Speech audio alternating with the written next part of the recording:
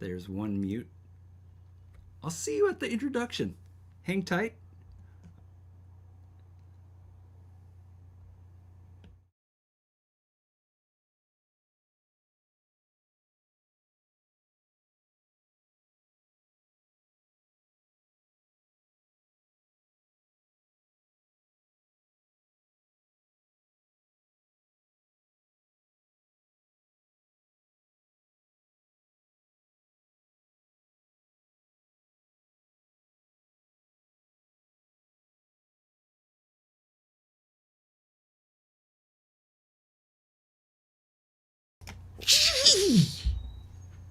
Yeah, I really did mute it and unmute it.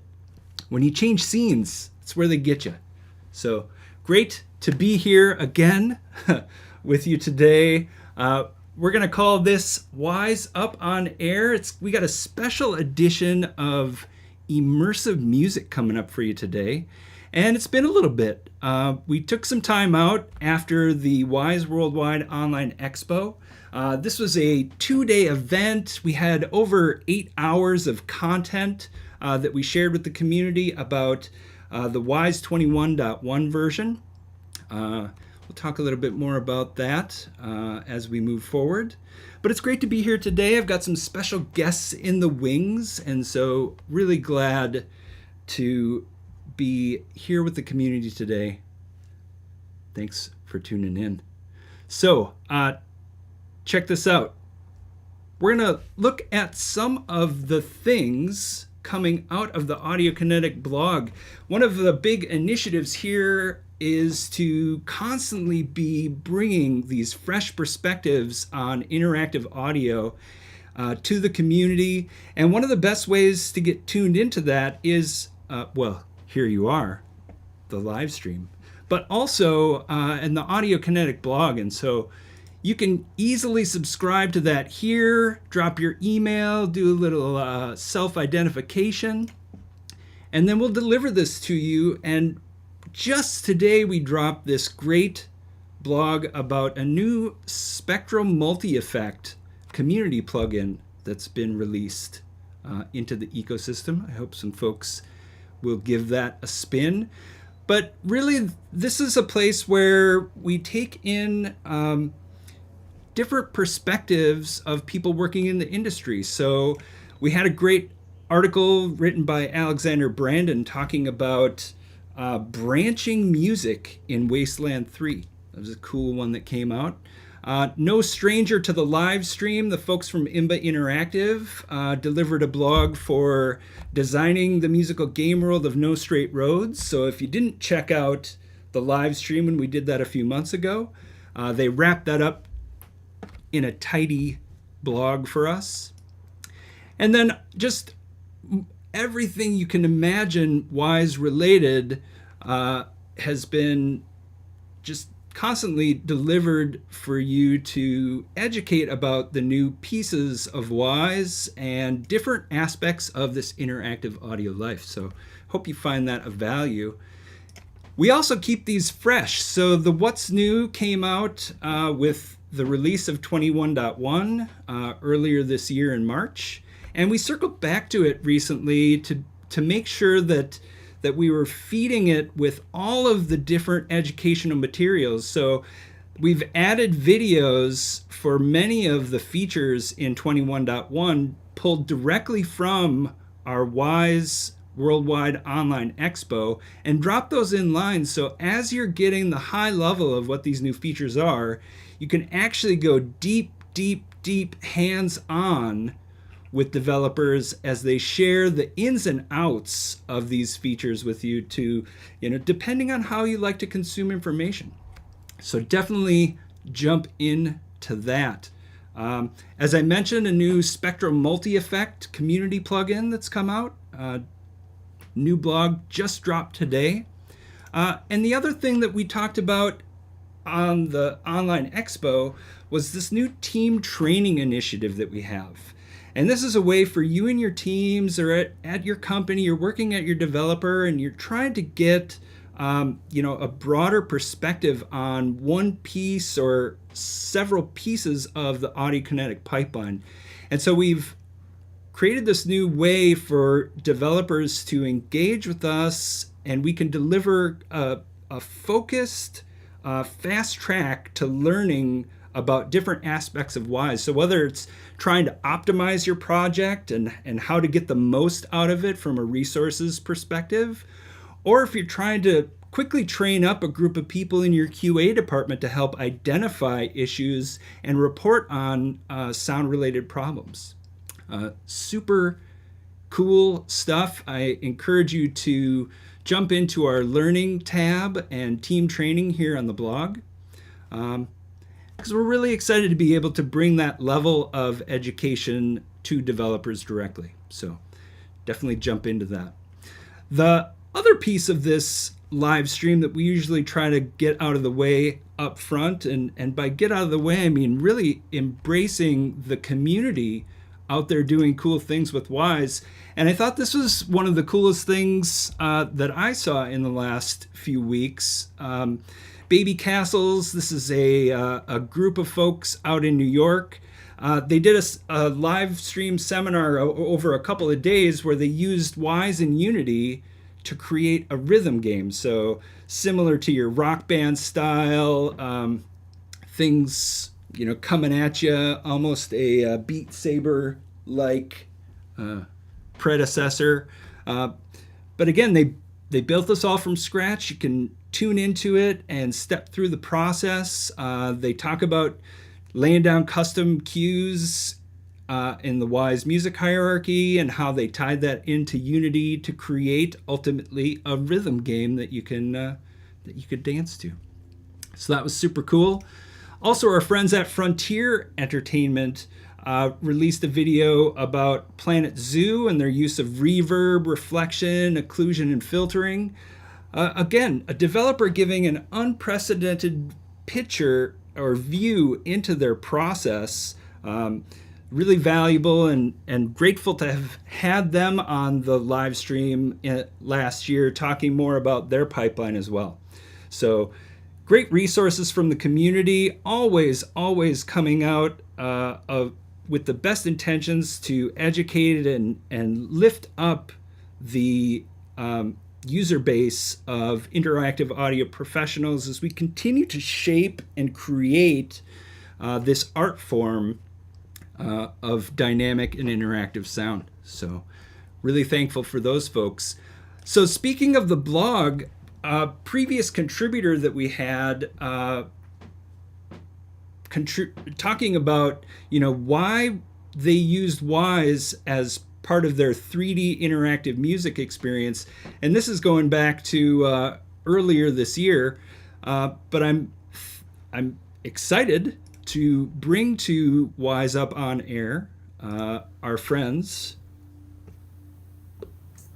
Julian and Robert. Hey. Hey guys. Hi. We did it. It's good to see you. Thanks for hanging out. And yeah, so I'm super excited to dig into this topic, this idea of, you know, linear music. It's such an established art form. It has its own tool sets. It has its own working methodologies. I mean, giant rooms, giant speakers, you know, faders, the whole nine, right? And at the intersection of that and interactive tools for interactive audio, the two of you have been kind of building this pathway. And I want to give you a second to introduce yourselves and talk a little bit about how you've arrived at this place. But I'm super excited to dig deeper into the work you've been doing and how that works within the tools for interactive that are evolving. Absolutely. Damian, thank you so much for having us on. We're super grateful to be here. Yeah, we are so happy to share some of the cool things that we've been able to make with y'all's tools. So my name is Julian Messina. And I'm Robert Coomber. So we recently started our company, Fourth Floor, which basically we create, produce, and host immersive music content with 3D audio. And it's something that's long been a passion of both of ours. We both met at school and basically second day we met each other, we were both seeking out people that were interested in VR and 3D audio. And from there, we just took a lot of time after classes and work to just really dive in headfirst into this topic. And right around the end of school, we decided we wanted to really see what it would be like to create like an immersive audio experience, with the challenge of that most people didn't have VR headsets. So it was one of these things where we're going to need to target to mobile, and we're also going to need to record and produce this in such a way that is kind of unique, since most 360 video is a little challenging in how to kind of give a wow factor, which meant that we were going to use the same actor who was playing all the same instruments continuously over one shot. And so it meant, basically creating our own problems to solve. And right when it got to the end, where it was like, well, what are we going to do about the final mix? We started running into an issue where it was, well, within Unity, there were limitations, which Robert can talk about a bit more. Yeah, so Unity audio is just not cutting it for the musical aspect that we wanted to present. A lot of compression was happening, and also Unity's ambisonic output was limited to four tracks, so first order ambisonics. And that really was not an option for us. And so we started digging. We had already used Wwise from one of our classes, and we realized, wow, we did some testing. This sounds so much better than what we were able to get out of just straight Unity. Yeah. That's when we decided to go ahead and use Wwise for this project. And part of the reason why four-channel ambisonics just wasn't an option for us was, at that low of a channel count, you deal with resolution issues. So when you're decoding down to binaural, you start to notice things where there's normalization issues and heavy coloration of sound. And when it comes to music, that's just something that is entirely unacceptable. Yeah. It's something that has to be represented properly from the artist's perspective. So we knew that 16-channel third order ambisonics was a must for the minimum. And Wwise was going to be the solution for that. And once we started using things like the Auro 3D decoder, it was almost like it barely even touched the mix. Yeah. Yeah. Well, and I think the interesting lens here is, of course, studios, right? The expectation is high fidelity, right? You're mixing at the evolution of an art form that expects a certain degree of precision with the representation of that artist's vision, right? So then hearing how you bridge that gap in the move to interactive in order to preserve that precision, preserve that fidelity, working with people who have this expectation that it's gonna sound as good or better because you're bringing this new technology, this new way to access music. That it feels like, again, I think you did the right thing trying to reach out to these different tool sets to find the right fit for your production. Now, rewinding it a little bit, and I know you covered some of this in the blog that we'll link folks to in the description and in the chat, but what was the setup for the recording of the music? Like, taking that step back, what kind of preparations did you maybe do in advance with the expectation that you were going to be delivering in an immersive format? Were there special considerations or microphone configurations, or how did you wrap your head around that heading into it? So funny enough, there were a lot of variables that we were trying to control going in. So like I said before, we kind of created our own problems, and that was a bit of its own web, just the nature of the way that we were filming it. But it also came to the advantage that we were going to track in an overdub situation, to where we could set up like a Sennheiser Ambio mic, and then we also had an optimized cardioid triangle array of 5 different discrete microphones, so we could output to surround. So we were trying to give ourselves options of what could sound better, what could translate later at some point. And so with all of that, we basically overdubbed each part, captured everything. We actually had a decoder plugin on location to where we could kind of preview like what the microphone was spitting out. And we ran into all kinds of problems. Just in the nature of the ambio microphone in conjunction with other spot microphones, you would experience chorusing, which is something that a lot of location recorders know it was kind of an inherent issue going in. We also had issues where, the drums were heavily overloading like that particular microphone. So there was actually a big issue in that, like, well, these microphones they're not really presenting what we need. So we actually later went back and I went up and I set up a bunch of balloons and recreated the staging with objects in the way and things like that. And I got a convolution for every single position. And the reason why, and we'll talk about this more later too, is the reason why the convolutions are critically important is that you're trying to capture reflections to go against what you've already tracked via your spot mics. And if the reflections aren't there, you start to realize as you start moving things out, these ambisonic sources, that it sounds like it's in an anechoic chamber. So you have to fill the gaps with convolution reverbs.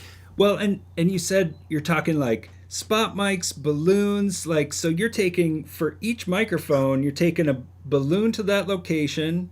You got a mic open in the room to capture the impulse when you pop that balloon. And now you get an impulse, you get an environmental picture of that room from the perspective of that spot microphone that you can then use to fill in the anechoic, right? To fill in the Exactly. blank space left behind. Exactly. And the critical part of that was it couldn't have just been one impulse response.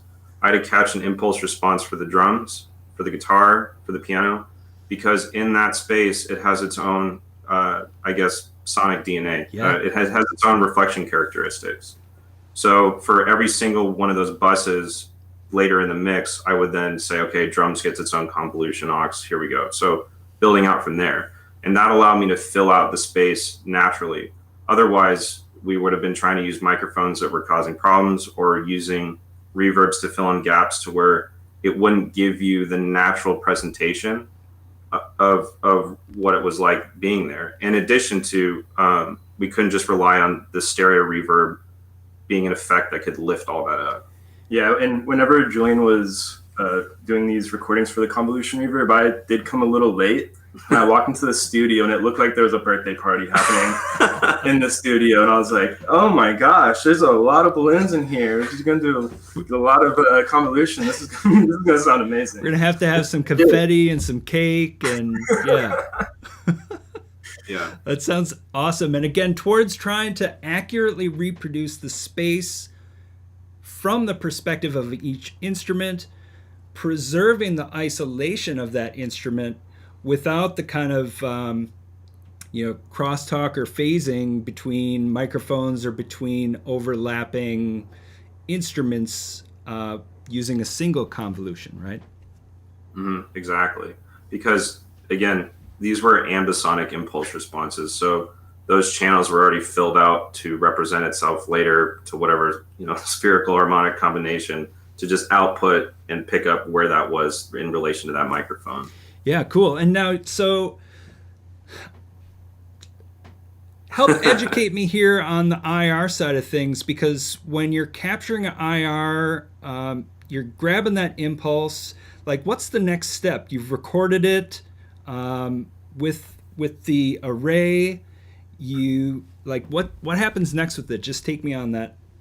Yeah, absolutely. So later, I went and did a series of convolving and deconvolving, which in and of itself is a complicated process that I don't fully understand. That was definitely a tutorial search for sure. Yeah.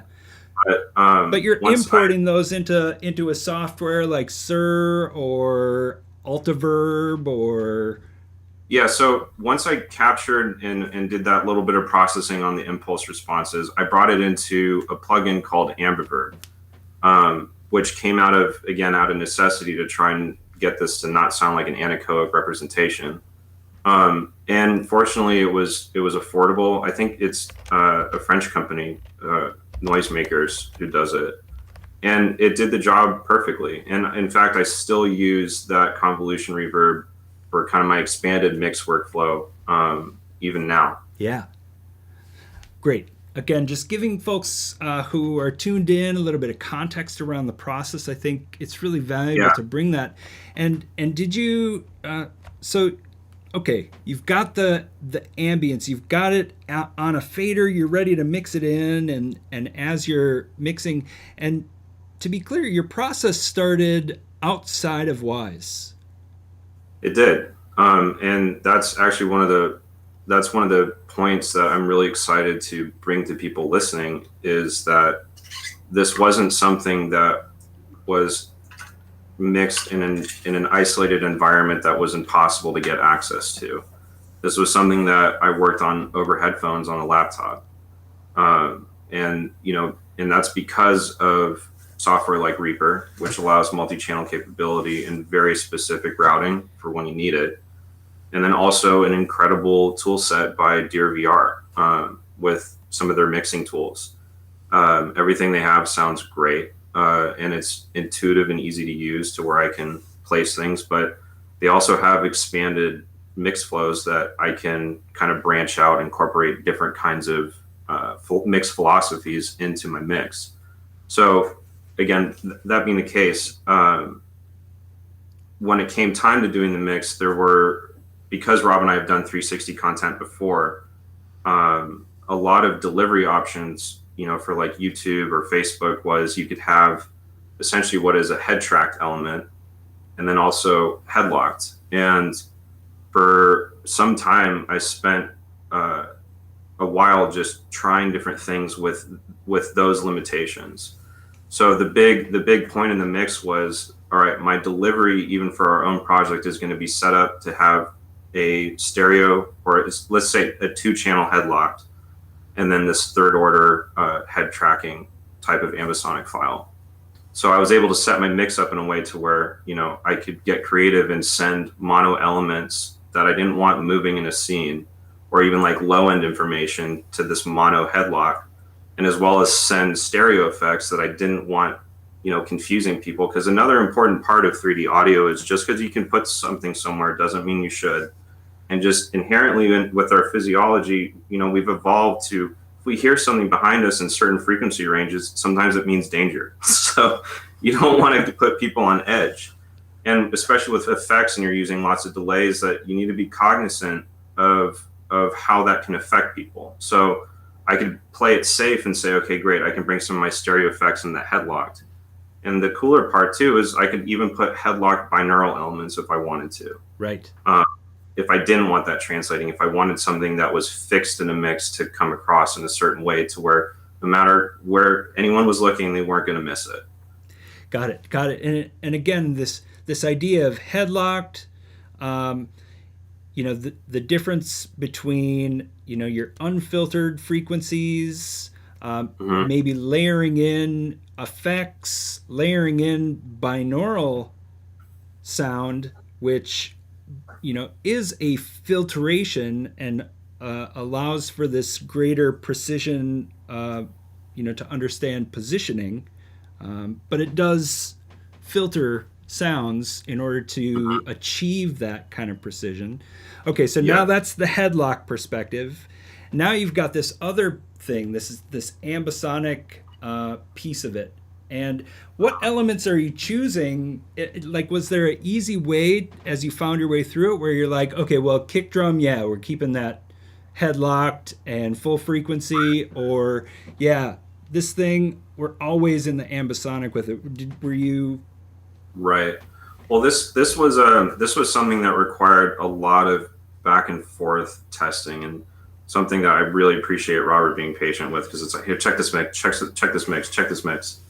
And but ultimately it came down to being cognizant of the spot microphones. So in the case where, like with the drums, there were a number of microphones on that kit, and so because of all those separated relationships between these microphones and phasing potentials, I actually went ahead and made individual ambisonic channels for each one of those microphones. Gotcha. And that allowed me to give a better image to those drums without a lot of intense phasing in between. Yep. But something, whereas like the guitar, you know, there was maybe one mic, two mics on it, I could get away with kind of summing those together. Right.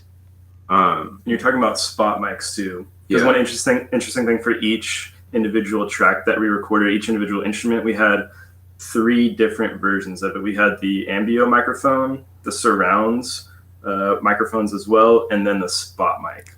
Yeah. Right. So going between all 3 of those and figuring out which ones we want to include, which ones we don't, which ones sound best. That was really a big balancing act as well. Yeah. Yeah, towards trying to set the right depth of sound stage and all of that intricacy. And for folks who are following along, they're thinking, whoa, sound, it's so abstract. I got these words. We'll have a demo coming up. In fact, a hot drop of cool sounding immersive music from these folks. So stay tuned for that. And hang in there. We're going to keep talking about immersive music. We're going to keep talking about some of the cool tricks that folks are leveraging. And I think it's great to have the two of you to provide this kind of context to your process, because for a lot of people, they might be new to this idea of music going beyond a surround channel format. So I wanted to unpack your perspective on binaural a little bit. Yeah. Kind of waved our hands around it a little bit here a second ago. But like, what do you feel like the binaural element really brings to an immersive music mix? Yeah, I mean, I kind of got chills thinking about this. It's like binaural to me is a pretty incredible way to output content. Again, for all of us now who are on headphones and on the go, you know, there's opportunities to have a much more immersive experience.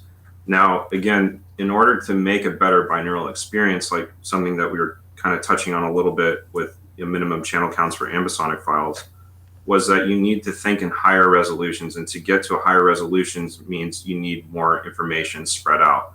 And to explain that as simply as I can, kind of from like more of a physics standpoint, if you're able to spread out that information, that energy, you're not going to have huge buildups when you're kind of looking around. And so being able to move that around, you're actually creating more opportunities for separation, just like you would in a surround format. Being able to move something over to different discrete channels, you're not relying on 2 channels to handle all this energy. So you're able to move it around. In addition to that, you know, as things improve, I don't see there being a situation in the future where we will not have our own individual HRTF, where all of us have our own unique way of hearing. What's to say that's not going to be a part of my it's one of my preferences that I can upload. Yeah. And you know, even Sony talks about this too with the PlayStation 5 being able to pick different HRTF profiles for people when they're using headphones. So again, I think it's one of these things where it's incredibly promising, and it's only going to get better with time. And there was definitely reason to be skeptical at first, because I actively looked for different decoding solutions in terms of being able to make sure that a mix that I'm putting out in binaural sounds as good on speakers. Yeah. Yeah. Well, and I want to stop you for a second, because one of the things that comes with that headphone personalization, right? One of the reasons why that is a goal of this technology, right, is because it continues to drive towards a person's ability to locate the position of something, right? It more accurately translates the positioning that's encoded in a channel-based or in a object-based format, and delivers that to someone in a way that they understand, in the way that their physical self, right, their personalized physiology responds to inherently. Like, oh, this is tuned to the way my body is shaped, the way that my ears are shaped, and in that way gives the greater positioning of these sounds, and again distributes the energy in a way that we're used to, like personally used to. So Exactly. I think that's where something like 3D audio on a PS5, there are 5 presets right now that you can choose between, and you tune those. I think it's very interesting the way that they chose to present it as something that you orient the position or the level of the water sound. It's like, oh, okay, here's a river sound. Position the river using these 5 presets so that it is, at or underneath your horizontal listening plane, right? Yeah. It's like, oh, okay. It's amazing. And from that, then you wade into things like Returnal and Demon Souls and, Sackboy, and it's like, oh, okay, well, this is tuned pretty good. I get it. Wow, things do sound, there is a height and a depth, right? Yeah. With that eventuality of personalization, really being that fine tuning of that without the need to audition or tune yourself to it, right? Things just become tuned to you. So, and of course, and this is a conversation that spreads out in so many different ways too. Like, even existing technology now. Robert and I are very problem solution oriented. Like, what do we got now to fix the problem? Like, I wish I could just take a LiDAR scan of my ear and say, okay, great, let's just extract that and move on. Yeah. But that's the exciting thing about all this, even in this conversation, is these aren't things that are far out. A lot of them are here now. Yeah. And that's a lot of what we're trying to articulate is that, we're here to help bring that into the fold now. Because it's something that we want to see ourselves.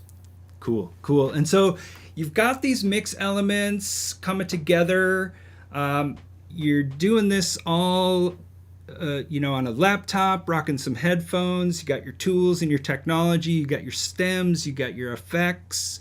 At what point do you make the leap out of what we would call a traditional music tools environment? Again, your plug-in architecture inside a Reaper being what I would think of as traditional, even with some immersive helpers from the likes of Dear VR. But now we're going to make the jump out of that traditional music tool set. Like, where does that go next? Where did you go in order to make that next leap? Well, again, just coming from a world of familiarity and how we're used to working, I like to think of things in terms of delivery. And to be able to stay in the DAW as long as I can means I can stay in my comfort zone, but it also means I can bring other people into the fold of the comfort zone as well to really exploit what we know how to do really well in that tool set. But when it's all said and done, Robert and I essentially exported an ambisonic, file, the third order, and then our headlocked, which was functioned as a bed. Yep. So for the time with that project, we only had 2, separate interleave files, which then we created our events for, built into a sound bank, set up our RO decoder, and we were ready to go. Essentially, I mean, there was some other work where Rob literally had to build a video player from scratch, which is not an easy task. Audio is hard, but that's way hard. Yeah.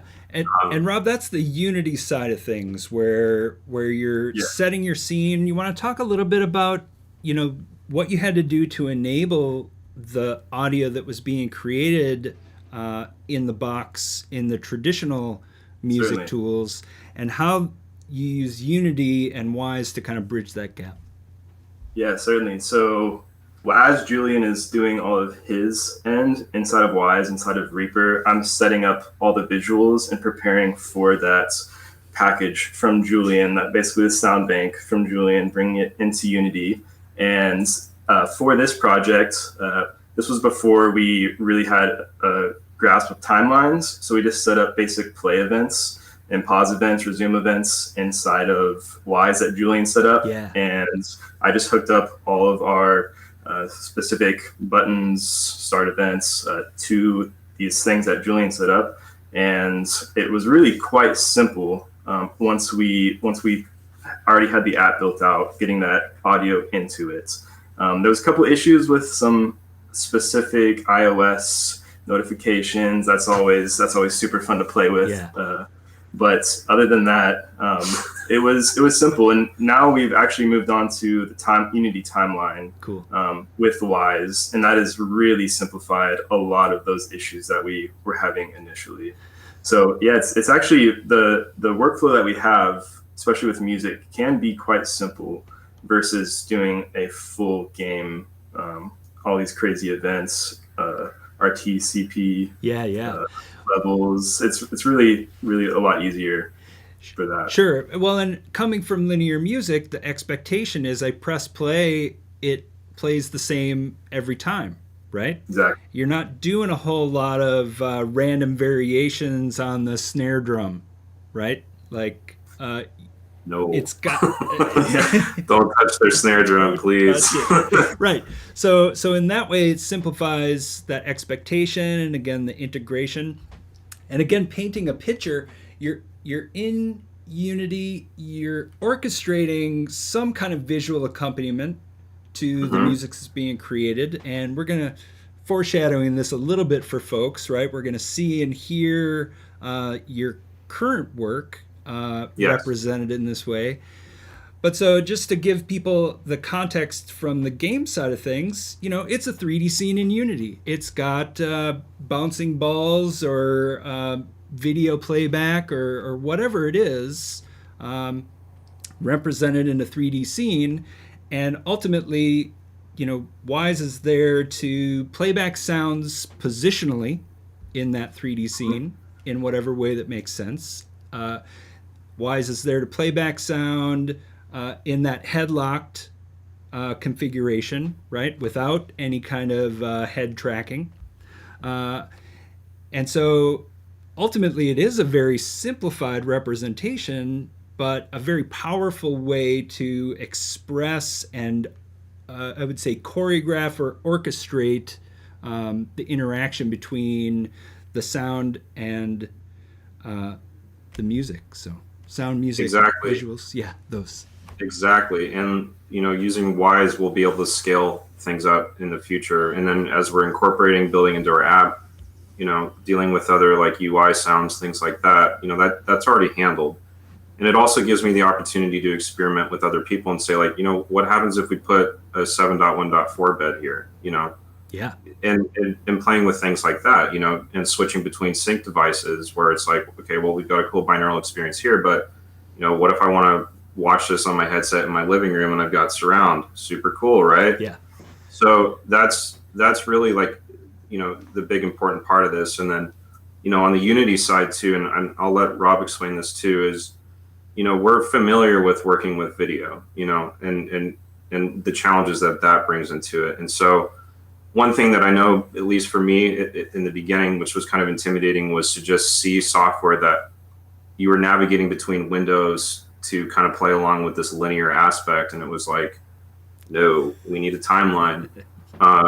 And having this non-linear looking system meant that I knew just in audio and then also programming kind of automated moments within what you'll see soon, we could also bring in other creatives, whether that be a director or someone who specializes in lighting, and say like, look, here's the start and the finish of it. Like, let's just go ahead and through the timeline and program out what we need to do.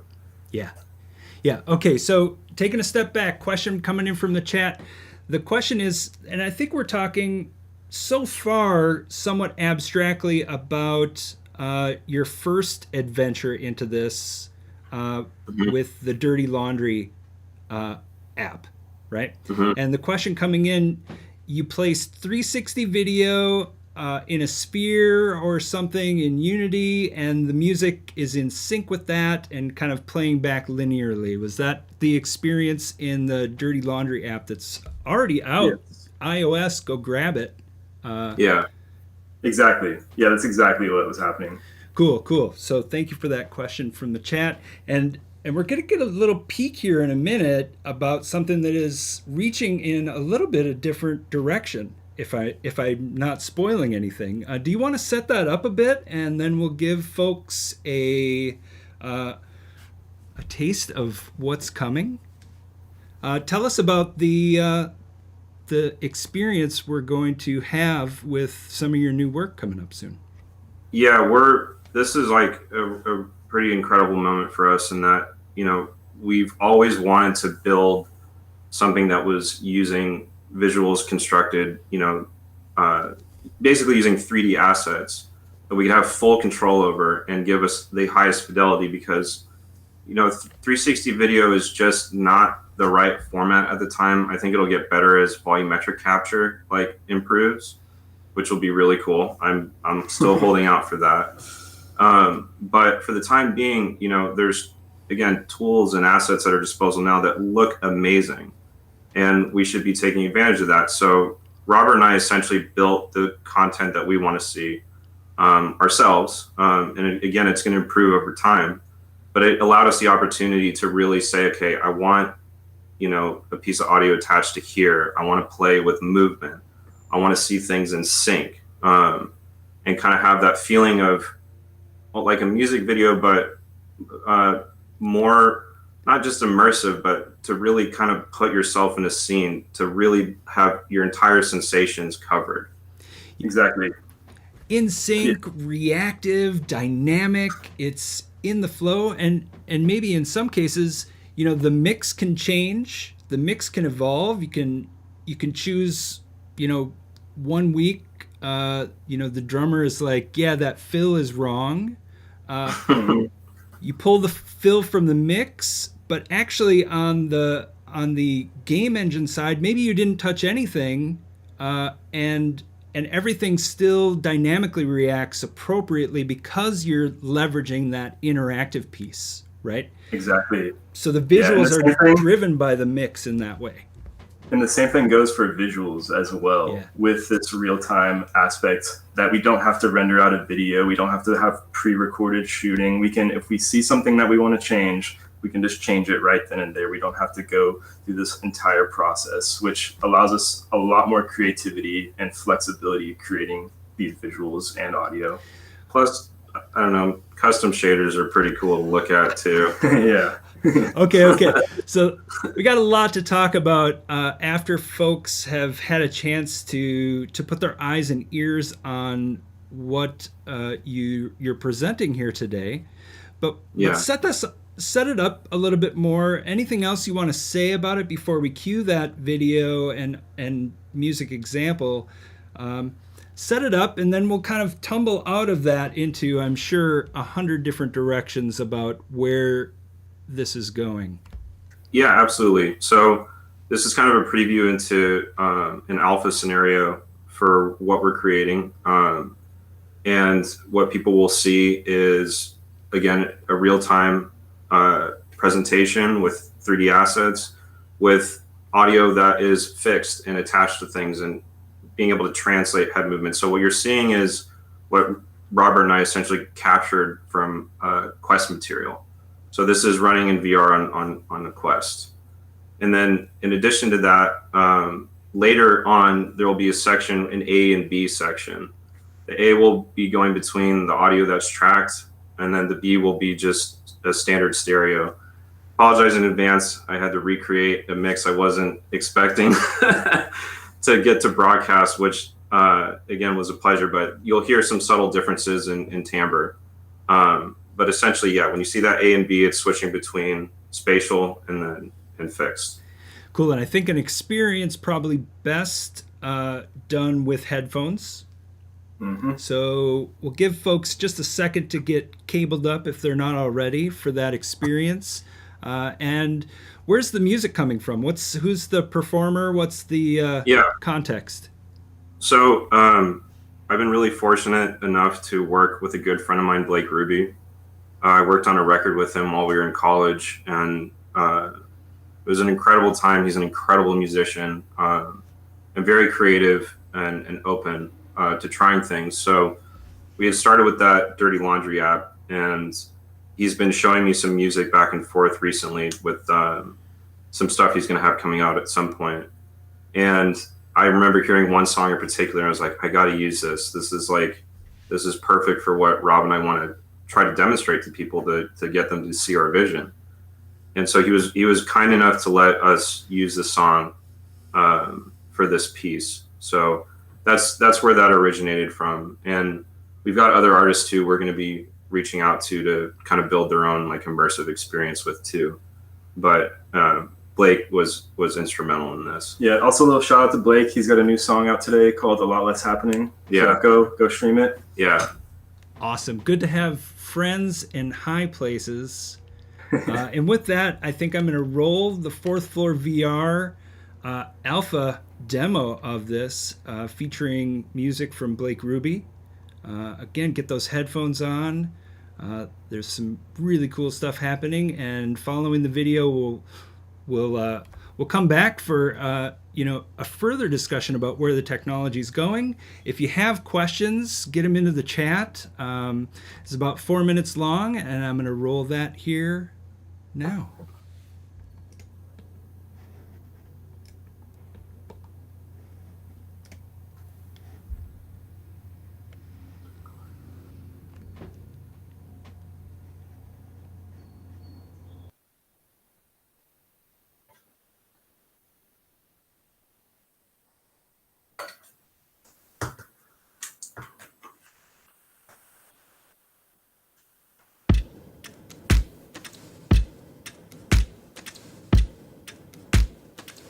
What if I don't know how to cry? What if my tears ran out so long ago? What if the world was strong from too many times?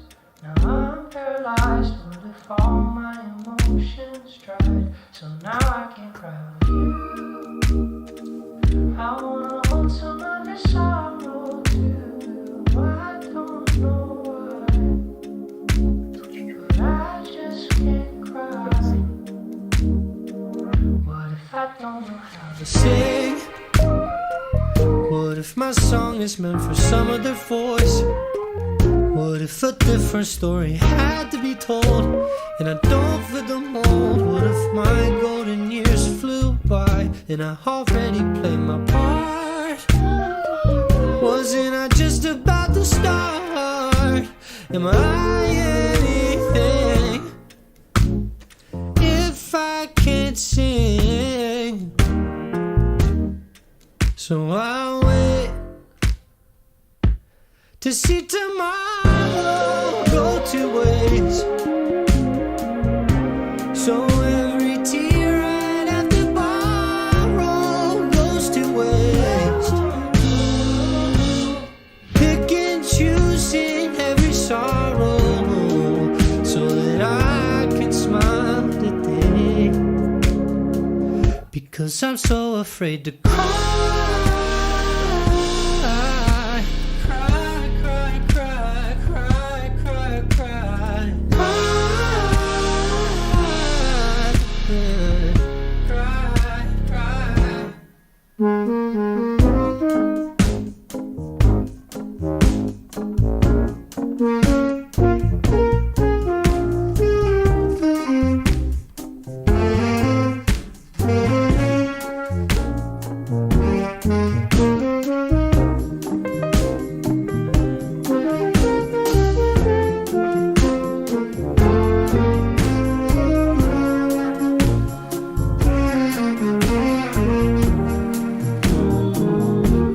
I don't know how to die. What if I cannot take the bullet for you? What if my ego drags me out of control and I'm all alone? Would you come running after me so you could fill me with your love and set your living water free. So the stained glass perspective could be resurrected. And maybe then I'll learn to cry.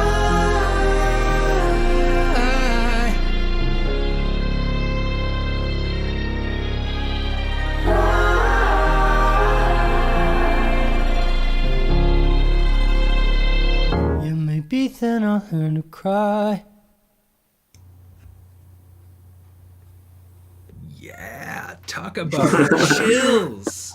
Nice. Yeah, that was awesome. Excellent work. Excellent work. And you're right, shaders are cool.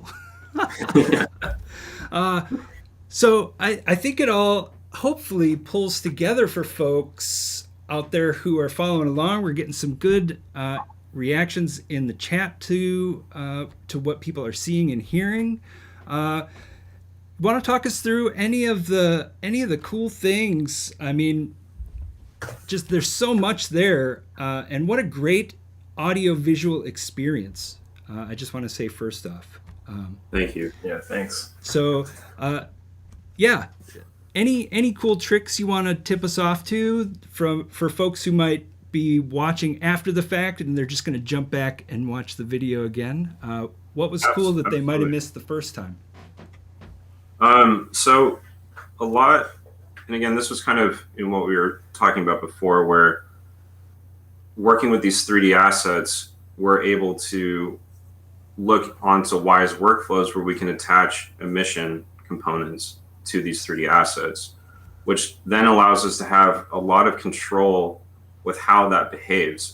Something that I know Robert and I will get into with more complicated material in the future is having the flexibility of, real-time reflections, but also being able to do cone attenuation, doing RTPC setups to where, we can play with volume and other aspects of timbre, and a lot of other things too. I mean, it's almost limitless capability with that. But again, it's this aspect of control and proper translation. And so when I hear something like that over headphones, especially with emission, and the fact that I can set it up to where I'm not going to have huge changes in volume and where the dynamics are going to get messed up, it's great. It means I can look there and the same intensity is still present no matter where I'm at. And that's a really critical part of this. And again, too, the clarity. We were afforded clarity in that I could do my bed in 3D with my decoder that I want to use and have an accurate representation of the rest of the mix that will be fixed or not fixed. Right, because you've got elements that are positioned objects, like that floating sphere that was the voice, right? Mm-hmm. And this is an object. You've got the voice track pinned to that. Mm-hmm. And as your head tracking around, sound is staying with that. And like you're talking, being able to control the spread based on distance or using azimuth to control some kind of filtering, really using it to keep that clear in the mix, keep it in the right place. Because maybe you actually, when you turn your head all the way around, you still want to have some of that. Yeah. And to go into that more, like Rob and I produce the content in such a way that we could really emphasize other aspects of the performance where, we have these moving shots, which you have to be really careful of for a VR user because you're talking about motion sickness and things like that. Yes. But here's the really cool part about what's happening is that in this example, and it was meant to be simple for this reason, that we could set the lead vocal, which is our main focus, just as it would be in a song or, on film, and keep people locked to that. So in essence, we turned your head into a gimbal. Right. Right. And so that keeps you locked into whatever you need, and stable. So using sound when appropriate, like I was saying earlier, if you're going to have something that's moving in space, it's a good idea to attach it to something.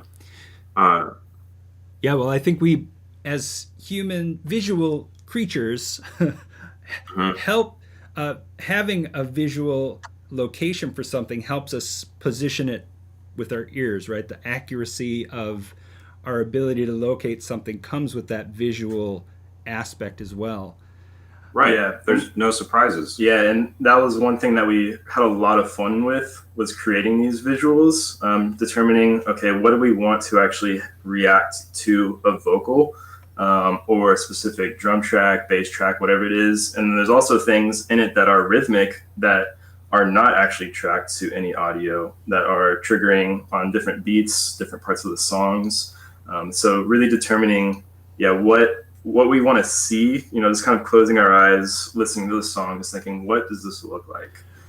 And being able to recreate that visually is amazing. Right. Now, what's the combination of, puppeteering on the timeline for the graphics and some of the things that are beat synchronous versus actually sending information from Wwise as a game parameter that you're using to make the visuals dance?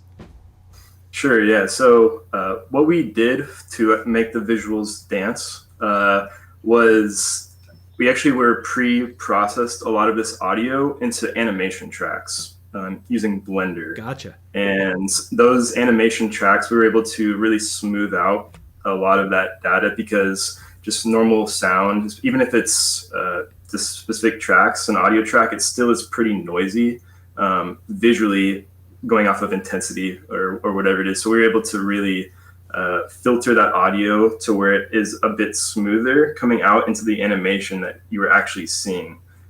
So that's really how we did that, was each in Blender, each individual track, we were able to export these filtered animations for them. Gotcha. So you baked out the amplitude of your tracks as animation, brought that back into Unity, and used that to modulate visual aspects. Yep, exactly. Yeah, we just put those values coming out of the animations right into whatever shaders or scales, whatever else we were using to drive those visuals. Gotcha. And that gives you a lot of control over, again, like you said, the smoothing out of dynamics.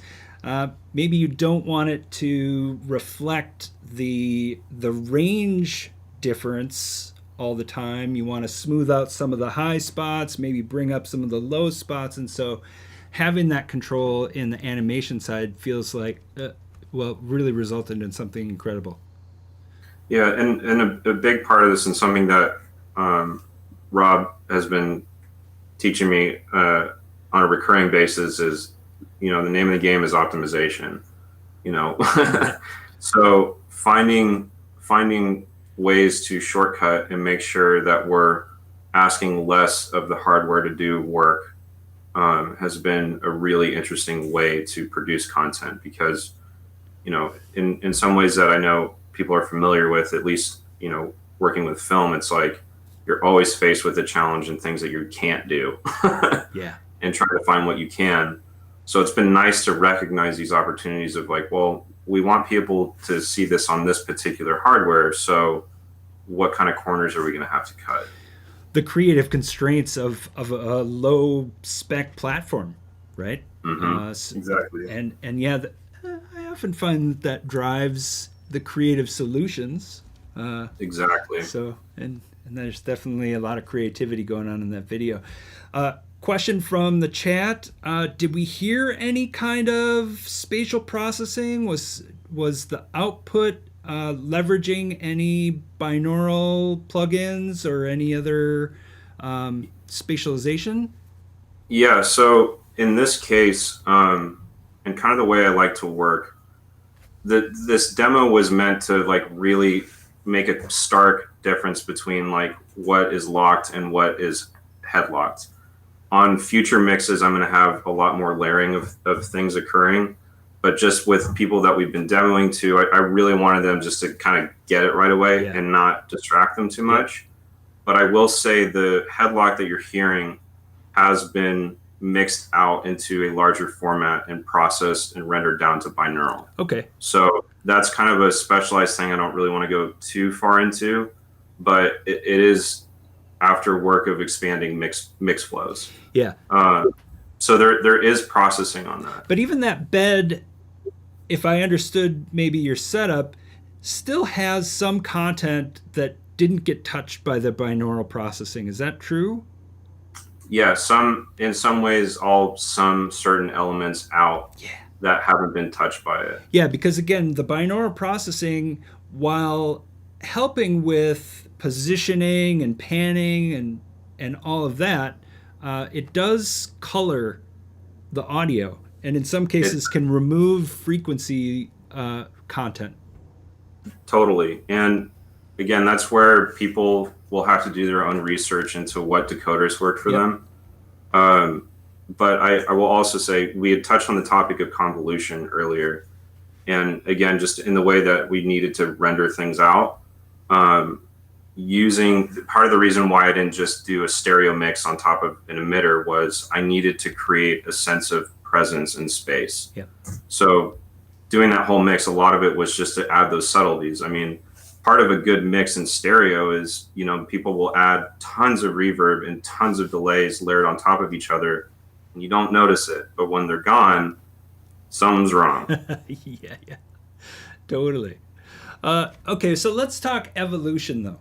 So we've been talking about this idea of a bed, right? And I'm gonna do a little translation now as we shift into future focus, right? You've got this content that you want to preserve the frequency integrity of, right? Kick drums or hi-hats, whatever it is, right? Maybe you don't want those to hit binaural processing at any stage, and you want to keep it headlocked. So in Wwise, we have in 21.1 a reconfigured pipeline that allows for 3 different categories of sound. And the first one is called the pass-through mix, okay? And this is the frequency content you want to preserve. You don't want it to touch a binauralizer at any point. And so this is where that content arrives at the end of the Wwise pipeline. That next path in Wwise 21.1 is called the main mix for us. And that main mix is something that can be processed using a binauralization technology if the user or listener has it enabled. But if they don't, it's just going to get mixed to a channel-based format without any kind of binaural processing. And so you can direct things to this main mix. And again, depending on whether spatialization is toggled on or off, it will either be processed or not.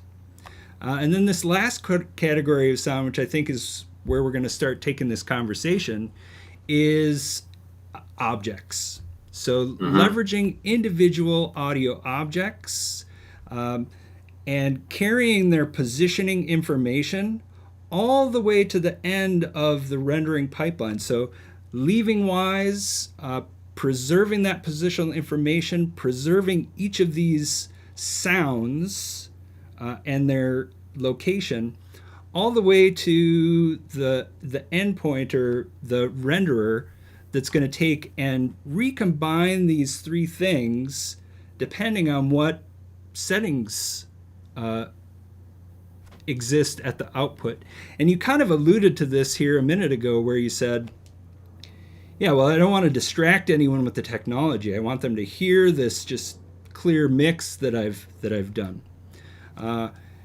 And with the newest version of Wwise, of course, you can author for that best output, right? Taking advantage of these 3 categories of sound, while ensuring that, if people don't want to hear the binaural processing of a technology like Windows Sonic or Atmos headphones or DTS Headphone X, Oro 3D, if that's disabled, they still get the best representation of the mix, but it makes it simpler for you because you can just mix it once and have it propagate appropriately based on the user's choice, right?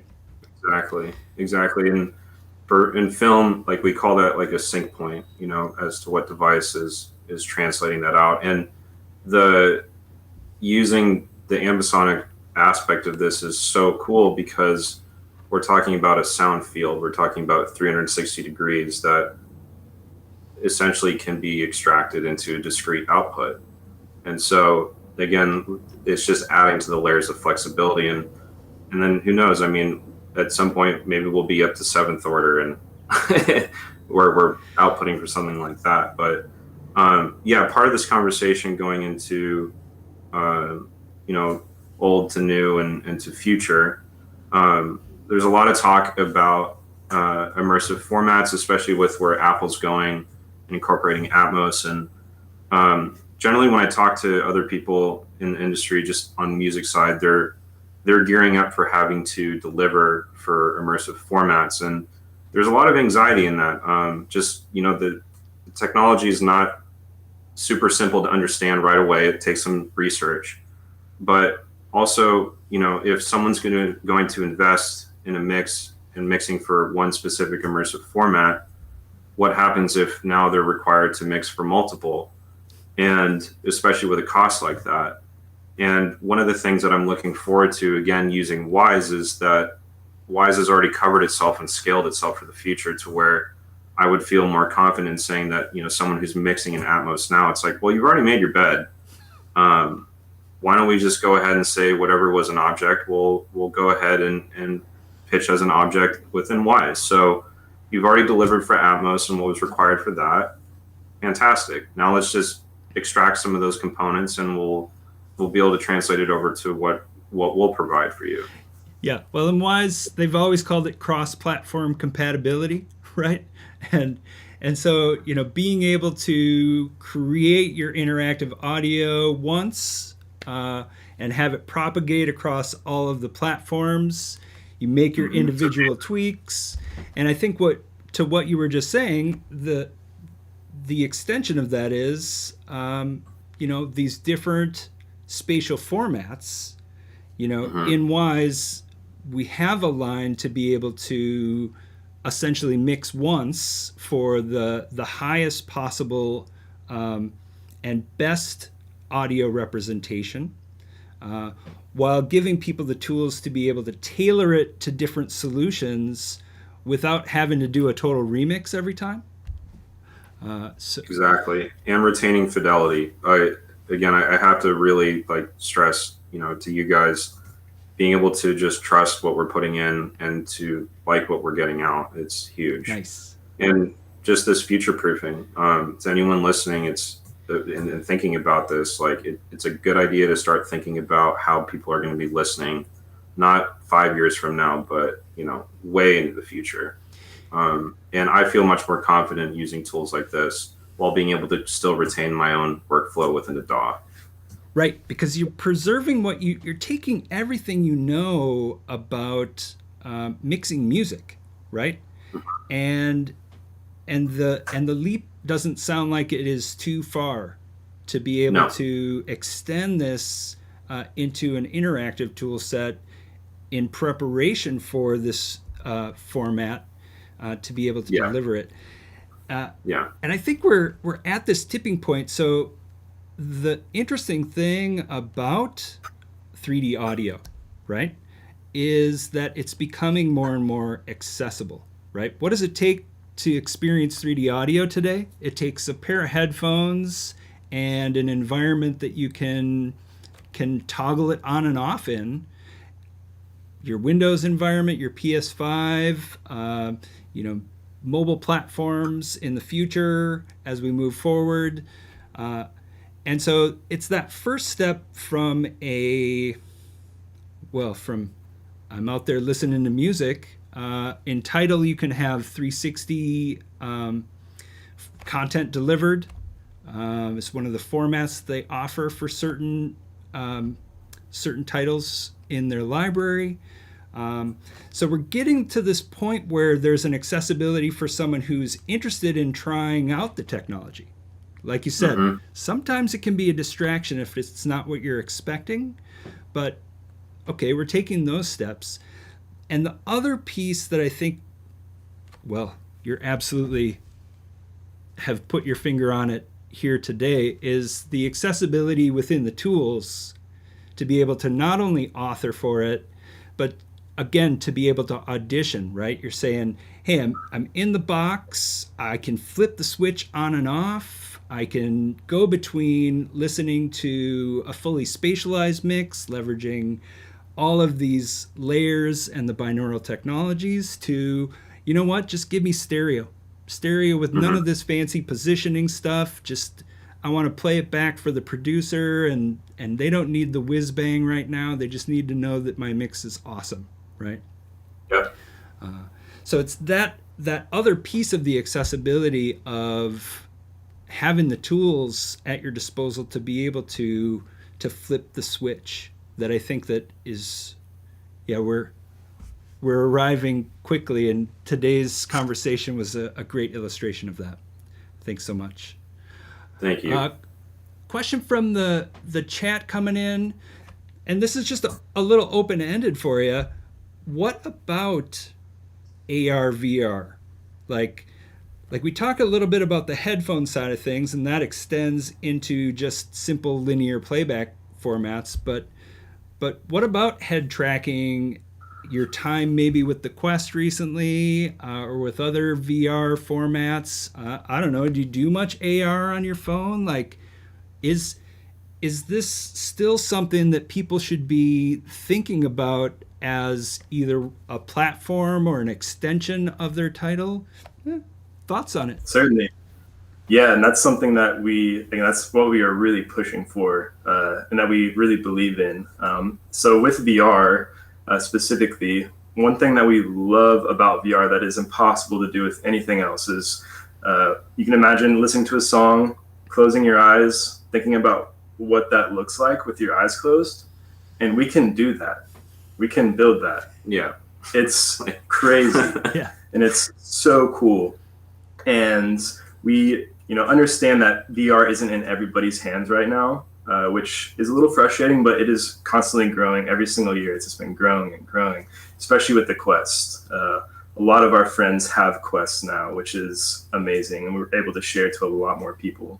So we really believe that the best way to experience music is through this medium of inside of VR with your entire world transformed into what the music artist wants you to see, rather than just closing your eyes on what they want you to hear and see. It's what you actually will be seeing. So that always just inspires us. That just keeps us going, just knowing this is going to continue growing and will be the coolest thing ever.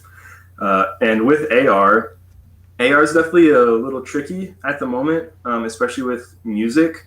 One thing that we really like AR for is Instagram filters, Snapchat filters. We actually had one, speaking of Blake's song that came out, we released a filter for that as well. So if you want to go to Blake's Instagram, we've got an AR filter that just dropped today as well for his new song. And we think AR is a great tool to promote and share a portion of these visuals. You can really kind of get a peek into it, especially with cell phone technology now. It's really the only way to experience AR. You can kind of get a peek into it. It's more like a window into that world, less of you being there in the world. But it definitely allows a lot of creativity and sharing, promoting, and being able to play with a song, play with some visuals without needing that full headset experience. So I pull up the AR filter from Blake Ruby's Instagram. What's it going to do? It's going to rain chocolate and rainbows, or what? Exactly. It does rain chocolate and rainbows. No, it's so we have a short portion of his song playing on the filter, and then there's a couple of visuals, a little crown that you get with the title of the song, a lot less happening, and we have a shirt patch that gets applied to your shirt with Blake Ruby's little logo on it. And then we also have, in addition to that, there is some shader wizardry that we've been doing. And whenever you tap on the screen, the entire visual changes, and you are now this very colorful transformation of yourself that is kind of all trippy and moving, and it's playing with the music. And there's a bunch of different colors that people have been playing with. So that's the majority of what that filter is doing at the moment. Awesome. Yeah, folks. And much of where Rob and I's philosophy is, to kind of summarize that, is we provide kind of a wraparound of getting people into a real-time space. I think we're all beginning to transition into what that's going to be like. So we're here to provide a real-time service. Nice. And it sounds like you have the diversification across a few different mediums. And so folks can reach out to you for these kind of things. I know we put some information into the description, but tell us again the name of the company. This is Fourth Floor. Yes. Excellent. So we'll drop some contact information and how they can get in touch with you. You did a little promotion on your Instagram about the new filter, maybe? Yes. Cool. Yeah, we got it. We've got it on our story. Going to be posting about it more as well. And we'll make sure that anybody will be able to try it just from going straight to our page. Yeah, and feel free to anyone listening. They can reach out to us via the Instagram as well. We'll respond to that. Perfect. Well, and that seems like an easy way to stay in touch about future developments. Again, I would say thanks so much for letting us premiere this alpha footage today, and the conversation has been really great. Thank you, Damian. Likewise, it was awesome. We'll see you again soon. Yeah, thanks. I agree. I expect to be seeing you very soon. So thanks again to everyone in the chat. It was great to have some questions and be able to weave that narrative in. And I hope that folks get their ears and eyes on this new and emerging technology.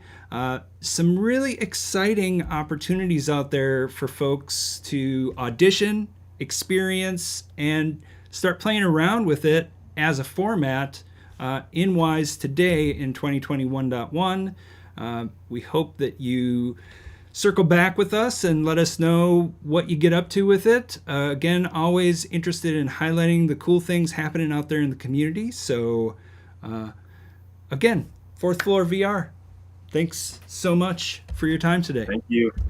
All right. Thank you. All right. Take care today, and we'll see you soon.